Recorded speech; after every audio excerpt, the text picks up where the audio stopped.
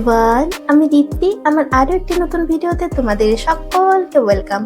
আশা করছি তোমরা খুব ভালো আছো, আমিও ভালো আছি। আজকে তোমাদের সাথে ভেজ মোমোসের রেসিপি শেয়ার করব।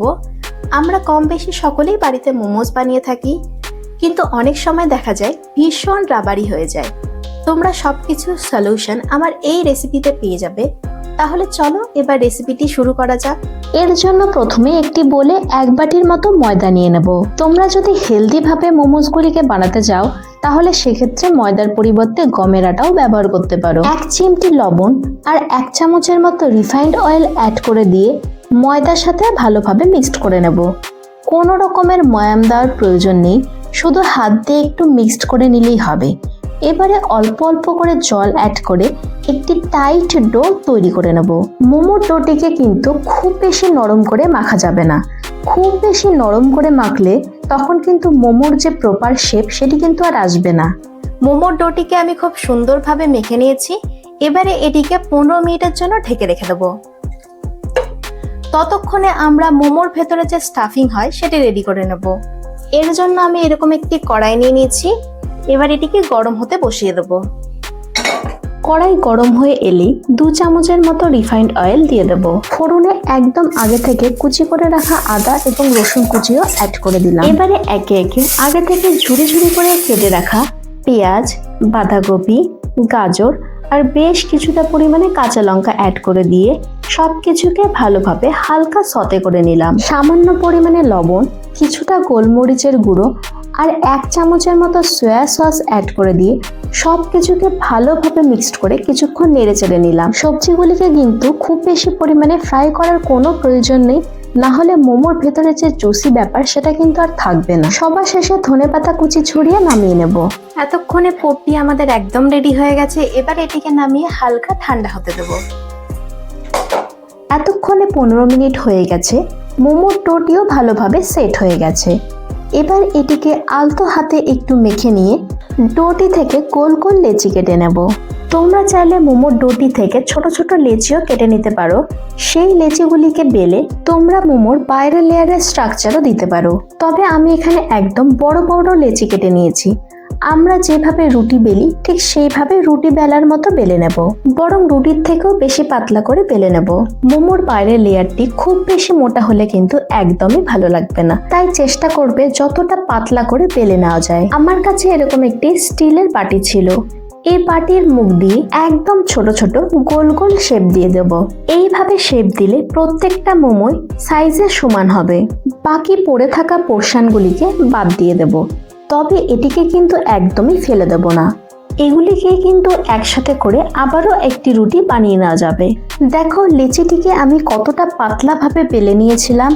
এপার থেকে ওপার হাতের আঙ্গুলগুলি একদম স্পষ্ট বোঝা যাচ্ছে, মানে এরকমই পাতলা ভাবে কিন্তু লেচিগুলিকে বেলে নিতে হবে। এবারে এই ছোট ছোট লেচিগুলির মধ্যে ওই আগে থেকে করে রাখা সবজির পুরগুলি ভরে দেব। আমি একটি বলে বেশ কিছুটা পরিমাণে জল নিয়ে নিয়েছি। এবারে একটি আঙ্গুলের সাহায্যে অল্প অল্প করে জল নিয়ে লেচির চারিপাশ দিয়ে দেব। এটি কিন্তু একদম আঠার মতো কাজ করবে। এবারে হলো আসল মোমোর শেপ দেওয়ার পালা। ভালো করে দেখে নাও আমি ঠিক কিভাবে মোমোর শেপ দিচ্ছি। প্রথমেই দুটো আঙ্গুলের সাহায্যে মাঝখানে ভাঁজ করে নিয়েছি। এইভাবে ভাঁজ করার ফলে দুটো পোর্শন তৈরি হয়ে যাবে। এবারে একটা পোর্শনকে টেনে টেনে ভাঁজ করব আর পেছনের যে পোর্শন আছে তার সাথে অ্যাটাচ করে দেব। ঠিক এই প্রসেসে আস্তে আস্তে করতে থাকবো। মাঝে মাঝে হাত দিয়েও একটু চেপে চেপে দেব, যাতে কোনোভাবেই মুখটি খুলে যেতে না পারে। আশা করছি তোমরা দেখেও বুঝে গেছো কতটা ইজি বানানো।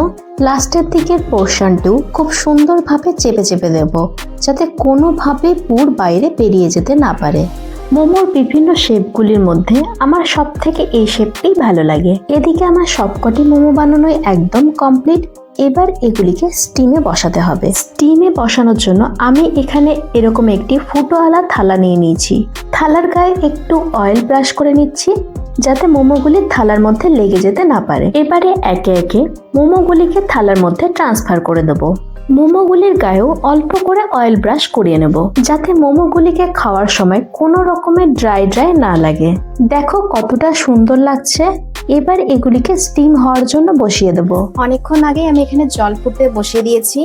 এবারে মোমোগুলিকে স্টিম করার জন্য দিয়ে দেবো। উপর থেকে একটি ঢাকনা চাপিয়ে দিয়েছি যাতে স্টিম বাইরে একদমই বেরিয়ে যেতে না পারে। 12 মিনিট ধরে এটিকে স্টিম করে নিয়েছি। এবারে নামিয়ে নেব। দেখো মোমোগুলি একদম হয়ে গেছে, পুরো ট্রান্সপারেন্ট লাগছে, মানে একদম মোমো আমাদের হয়ে গেছে। এবারে একে একে এগুলিকে একটি প্লেটে সার্ভ করব।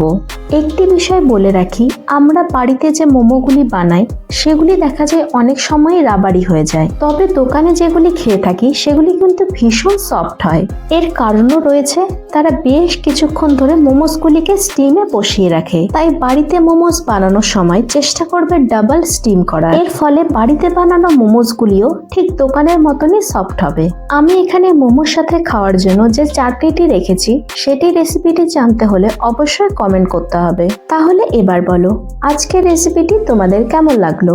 যদি ভালো লেগে থাকে তাহলে অবশ্যই চ্যানেলটিকে সাবস্ক্রাইব করে দিয়ে পাশে থেকো। ভালো থেকো, সুস্থ থেকো। Tata, bye bye.